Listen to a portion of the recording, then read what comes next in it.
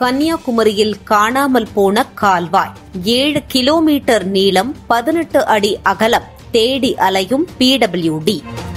கன்னியாகுமரி மாவட்டத்தின் பல்வேறு இடங்களில் அதிகாரிகளின் மெத்தன போக்கால் நீர்நிலைகள், நெடுஞ்சாலைகள், தேசிய நெடுஞ்சாலைகள் ஆகியவற்றில் ஆக்கிரமிப்புகள் அதிகரித்தே காணப்படுகின்றது. குறிப்பாக சுமார் 7 கிலோமீட்டர் நீளம் கொண்ட 18 அடி அகல கால்வாய் காணாமல் போய்விட்டது என்றால் உங்களால் நம்ப முடிகிறதா? நம்பித்தான் ஆக வேண்டும். குறிப்பாக மார்த்தாண்டம் அருகே சிரான்குழி பகுதியில் செல்லும் பட்டணம் கால்வாயில் இருந்து அட்டக்குளம் கிளை கால்வாய் பிரிந்து சுமார் 300 மீட்டரில் அது மீண்டும் இரண்டாக பிரிந்து ஒரு பிரிவு காஞ்சிரக்கோடு, சாங்கை, கீழ்ப்பம்மம் வழியாக மார்த்தாண்டம் பகுதியில் உள்ள அட்டக்குளத்திற்கு சென்று சேர்கிறது.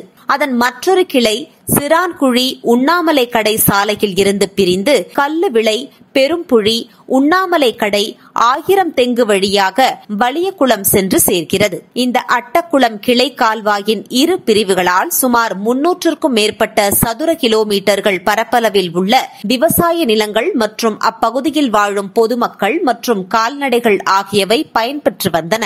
இதனால் நிலத்தடி நீர்மட்டம் உயர்ந்ததோடு பல குளங்களும் மேற்படி கால்வாய் தண்ணீரால் நிரப்பப்பட்டு விவசாயிகளுக்கும் கால்நடைகளுக்கும் பயன்படுத்தப்பட்டு வந்ததோடு குடிநீர் ஆதாரமான கிணறுகளில் நீர்மட்டம் அதிகரிக்கவும் பயன்பட்டு வந்தது. இந்நிலையில் சுமார் 15 வருடங்களுக்கு மேலாக பொதுப்பணித்துறையினர் கண்டுகொள்ளாமல் தங்களது பணியை செய்யாமல் மெத்தன போக்கோடு செயல்பட்டு ஆக்கிரமிப்பாளர்களுக்கு துணை போனதன் விளைவாக சுமார் 5.5 மீட்டர், அதாவது சுமார் 18 அடி அகலம் கொண்ட 7 கிலோமீட்டர் நீளம் கொண்ட கால்வாய் காணாமல் போனது. 24/9/2024 காலை முதல் பொதுப்பணித்துறையினருடன் வருவாய்த்துறையினரும் சேர்ந்து நில அளவை செய்து சுமார் 250 மீட்டர் தூரம் கால்வாய் இருந்த சுவடுகளை கண்டுபிடித்து உள்ளனர்.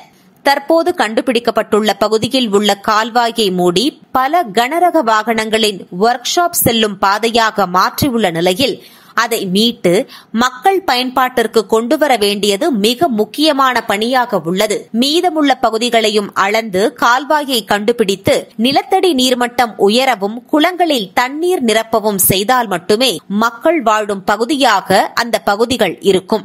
இந்த கால்வாயை கண்டுபிடிப்பதற்காக விவசாயிகள் குறைதீர்ப்பு முகாமிலும் பத்மநாபபுரம் சார் ஆட்சியரின் ஆக்கிரமிப்பு அகற்றும் குழு கூட்டத்திலும் உச்சநீதிமன்ற உத்தரவுகளை மேற்கோள் காட்டி விவசாயிகள் எழுப்பிய கோரிக்கைகளின் அடிப்படையில் காணாமல் போன கால்வாயை கண்டுபிடிக்க தற்போது அதிகாரிகள் களம் இறங்கியுள்ளனர். கடந்த பல வருடங்களாக இந்த கால்வாய் எப்படி காணாமல் போனது, அதற்கு பொறுப்பான பொதுப்பணித்துறை அதிகாரிகள் யார், அவர்களின் மெத்தன போக்கால் அவர்களின் உதவியோடு எப்படி கால்வாய்கள் ஆக்கிரமிக்கப்பட்டது என்பதுதான் மிகப்பெரிய கேள்வியாக உள்ளது.